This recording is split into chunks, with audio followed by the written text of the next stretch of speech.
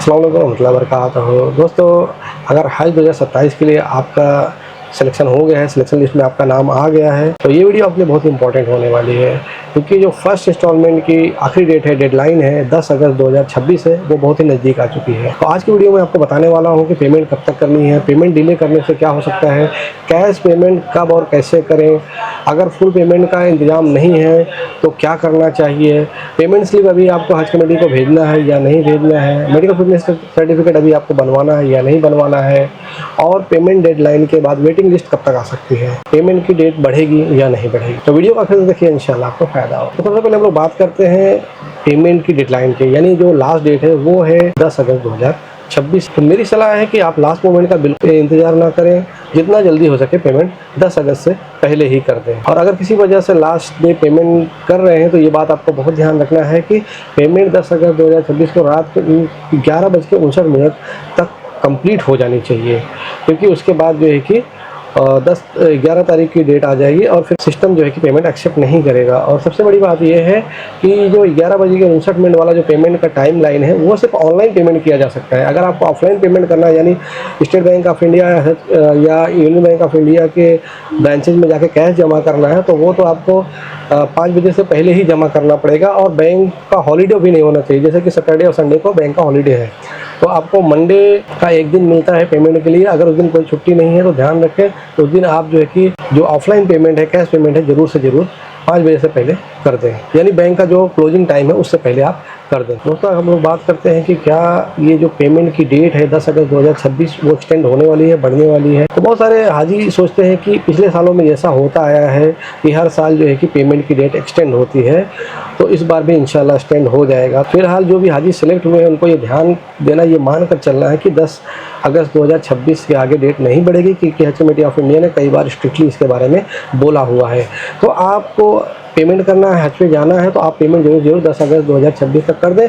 आप उसके बाद अगर डेट बढ़ती है तो बहुत अच्छी बात है, नहीं बढ़ती है तो किसी वजह से आपका कोई मामला ना हो जाए, इसलिए आप जो है कि डेट एक्सटेंशन का बिल्कुल भी इंतजार ना करें। अगर आप कैश पेमेंट कर रहे हैं तो कैसे और क्या कर रहे हैं, जो पिलग्रिम कैश के थ्रू पेमेंट करना चाहते हैं उनके लिए बहुत ही इंपॉर्टेंट एडवाइस है कि कैश पेमेंट के लिए 2 बैंक ऑथराइज की गई है, स्टेट बैंक ऑफ इंडिया और यूनियन बैंक ऑफ इंडिया। इसके अलावा कोई भी बैंक जो है कि कैश पेमेंट एक्सेप्ट नहीं कर सकती है हज पिलग्रिम्स का, हाजियों का। तो आप जो है कि ध्यान दें कि बैंक हॉलीडे वगैरह भी आप चेक कर लें और उसके हिसाब से पेमेंट जल्द से जल्द कर लें। अगर 10 अगस्त के आसपास बैंक हॉलीडे है, जैसे कि 8 और 9 को जो सैटरडे संडे है और उस दिन बैंक बंद रहेगी, तो जो लास्ट मोमेंट पे प्रॉब्लम हो सकती है, क्योंकि उस दिन बहुत सारे लोग पेमेंट करने जा सकते हैं और बैंक का कुछ दूसरा भी मामला हो सकता है, कभी सर्वर डाउन हो जाता है। तो आप जो है कि पेमेंट सुबह जल्दी जाके पेमेंट करने की कोशिश करें। तो आप लोग जो है कि बैंकिंग डेज और बैंक टाइमिंग का बहुत ज़्यादा ध्यान दें।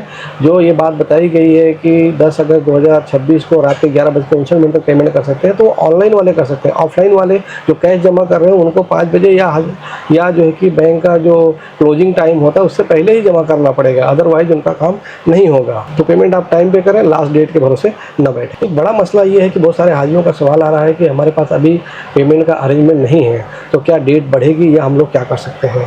दोस्तों, आपको एक चीज़ बता देता हूं कि अगर आपके पास फुल पेमेंट का अरेंजमेंट नहीं है, जैसे कि 2 हाजी जा रहे हैं या 4 हाजी जा रहे हैं, तो उसमें से अगर आधा पेमेंट भी अरेंजमेंट है या 50,000 है या 1 लाख यानी 1 लाख रुपए अगर आपके पास है, तो आप पार्ट पेमेंट जरूर से ज़रूर कर दें।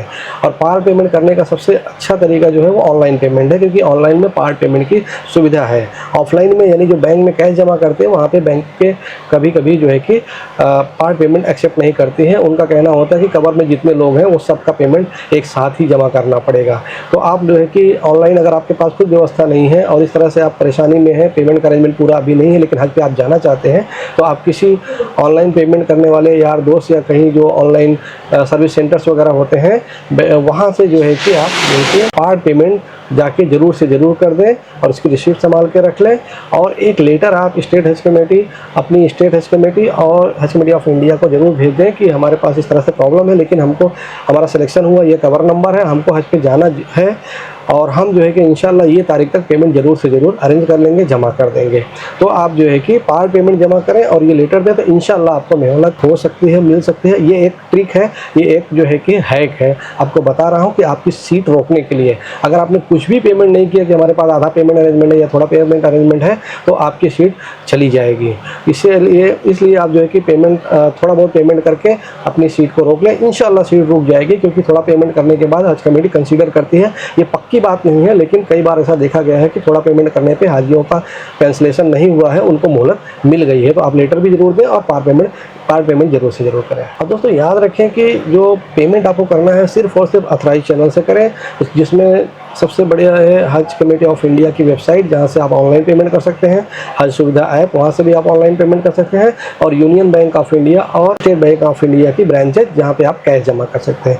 ये 3 तरीके ही पेमेंट करने के, इसके अलावा कोई तरीका नहीं। अगर कोई आपको जो है कि अनऑफिशियल QR कोड भेजता है, कोई लिंक भेजता है, व्हाट्सएप की लिंक भेजता है, या बोलता है कि मुझे दे दो, मैं आपका पेमेंट करवा दूंगा, या मेरे अकाउंट में ट्रांसफ़र कर दो, मैं जो है करवा दूंगा, तो आप बिल्कुल मत करें, क्योंकि आपके साथ स्कैम हो सकता है, फ्रॉड हो सकता है। और अपने आप को फ्रॉड से बचाना भी आपकी ही जिम्मेदारी है। अगर आपने किसी दूसरे को पेमेंट दे दी, हज कमेटी उसके ऊपर जिम्मेदारी नहीं लेगी।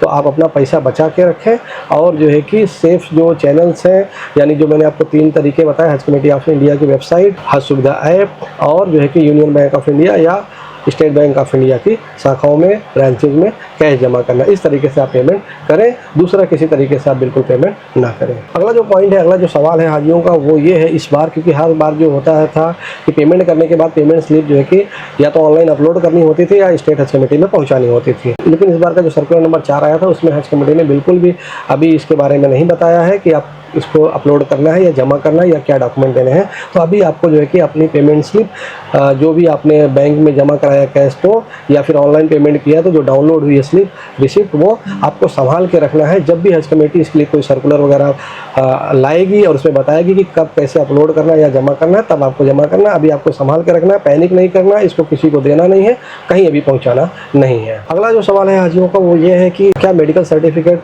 अभी बनवाना है, अभी देना है। दोस्तों जैसा कि मैंने आपको अभी रिसिप्ट के बारे में बताया, उसी तरह से हज कमेटी ने जो सर्कुलर नंबर 4 में इसके बारे में भी कोई जानकारी नहीं दी है कि अभी आपको जो है कि मेडिकल बनवाना है कि नहीं बनवाना। पिछली बार हम लोगों ने देखा हुआ था 2026 में कि मेडिकल दूसरी बार डबल से करना पड़ा था, 2 बार करना पड़ा था हाजियों को, क्योंकि सऊदी गवर्नमेंट की कुछ नई गाइडलाइंस, कुछ नई बीमारियों के बारे में आ गई थी। तो इसीलिए हज कमेटी ऑफ इंडिया ने अभी उसको होल्ड पे रखा। अभी आपसे जो है कि मेडिकल सर्टिफिकेट बनवाने या जमा करने के लिए नहीं कहा जा रहा है। तो कोई भी डॉक्यूमेंट अभी आपको जमा करने के लिए नहीं कहा जा रहा है या अपलोड करने के लिए नहीं कहा जा रहा है। तो उसके लिए एक सेपरेट सर्कुलर इंशाल्लाह बहुत जल्द आएगा, तब आपको जो है कि इसके बारे में गाइडलाइंस दी जाएगी, किस तरह से आपको बनवाना है, किस तरह से आपको उसको जमा करना है। तो फिलहाल आपको जो है कि मेडिकल सर्टिफिकेट न बनवाना है, न जमा करना है। पेमेंट के बाद क्या करें?